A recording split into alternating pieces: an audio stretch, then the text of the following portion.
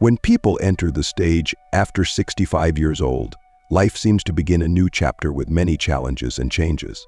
This is the time when many people find peace and joy from simple things and tend to look back on their lives. However, choosing how to talk about yourself at this age is also an art. Sometimes, sharing words unintentionally reduces your own image in the eyes of others, creating distance instead of the closeness that we desire. Therefore, this article will help us understand more about things that should not be said about ourselves when we are 65 years old and above, not only to preserve our self-esteem, but also to build good relationships with those around us. No one is absolutely perfect, but always aiming for good qualities is the way for each person to perfect their personality.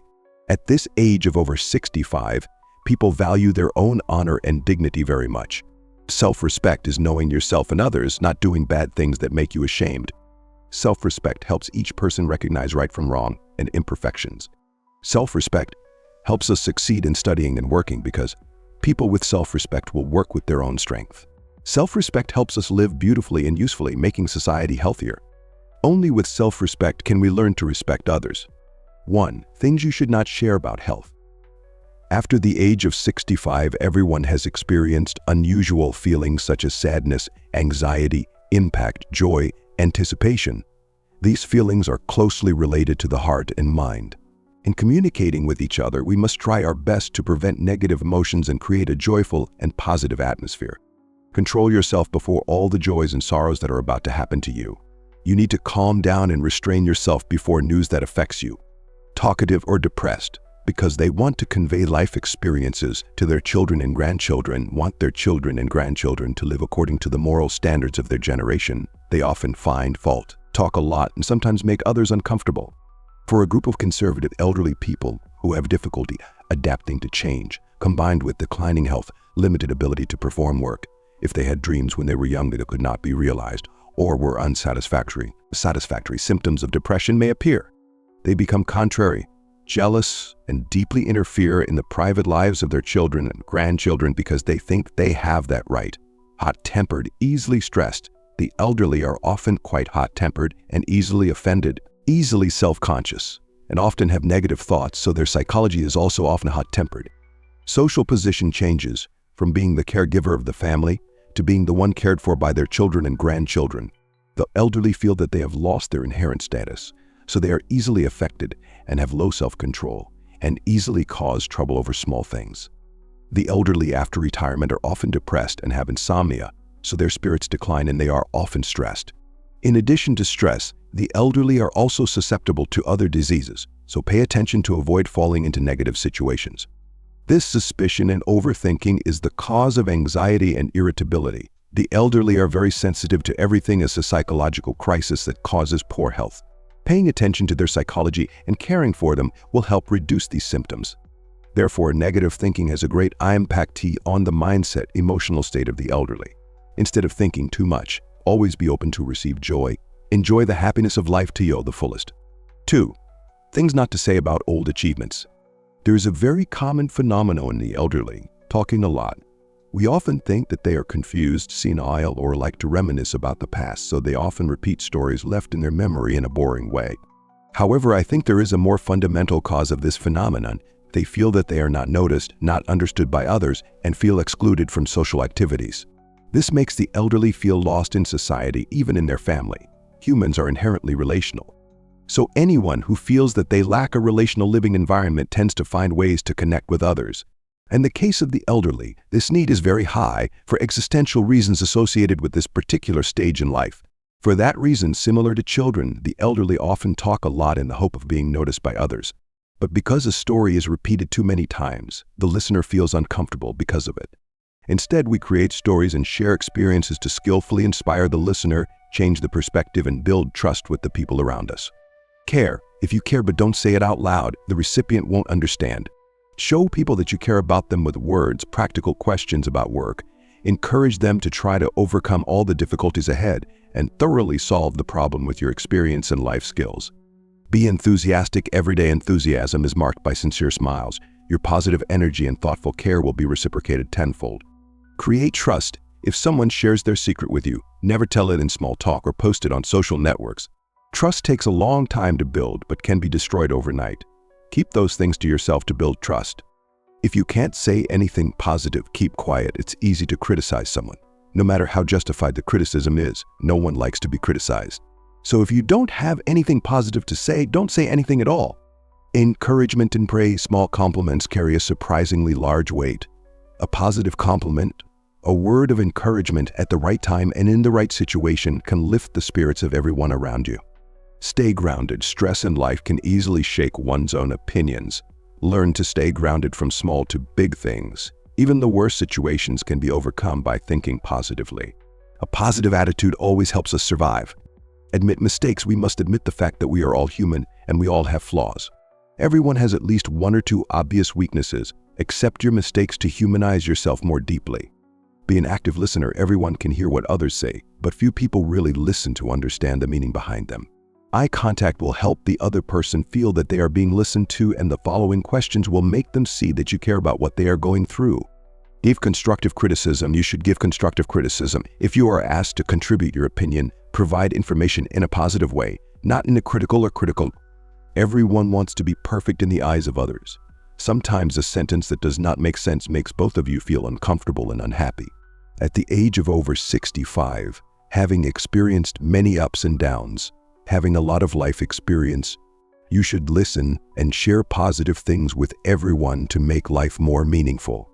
3. Do not compare generations and lifestyles. Looking at it as a whole, everyone knows that each generation has its own advantages and difficulties. If we look at it in a general, one-sided way, we will not see the essence of the story clearly, leading to unsatisfactory comparisons. Whether it is difficult or not depends on each person, their circumstances and social status, and cannot be commented on in general terms like that. Because in the same generation, there are people who know how to take advantage of development, rise up very well, and even achieve many results that previous generations could hardly have. Reality always needs many perspectives to clearly see its vivid content. In this case, we only look at one direction and then draw conclusions for the problem, which is not scientific and objective. The story of parents who deliberately do not understand their children when they are willing to compare their own difficult past with their children's less difficult present, and they do not realize the hardships their children are going through compared to their peers. They often criticize their children for not being as good as they were in the past, without putting themselves in the actual situation their children are facing. All comparisons are lame, but such comparisons are somewhat cruel. Parents who want to understand their children should not only look at their own experiences in one direction, nor look narrowly at their children's experiences, while each era is different. If individuals constantly strive to absorb new and good things from the outside, to develop and build their personal lives, many of us still maintain a mindset that is heavily imposed, comparing one way and not seeing reality in other aspects. Hardly no generation has more difficulties than another generation, because behind the difficulties, there are still many individuals who have risen to success and become rich spectacularly. Sometimes difficulties are the lever for individuals to rise if that person has the will. Generations or eras, if compared, we should compare to stimulate creativity, encourage the spirit of rising, to create a better life. Compare to sympathize, understand, and share. We should not compare to create a pessimistic way of thinking, an ideology of blame. Because nothing can justify the shortcomings when we look at reality. Criticism, the perspective of each generation, has a great influence and pressure on everyone around and ourselves.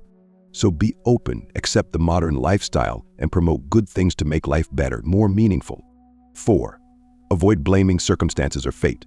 Accepting life and avoiding complaining has a huge impact.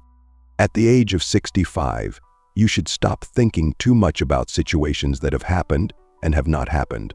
Spending time thinking about the worst is very simple.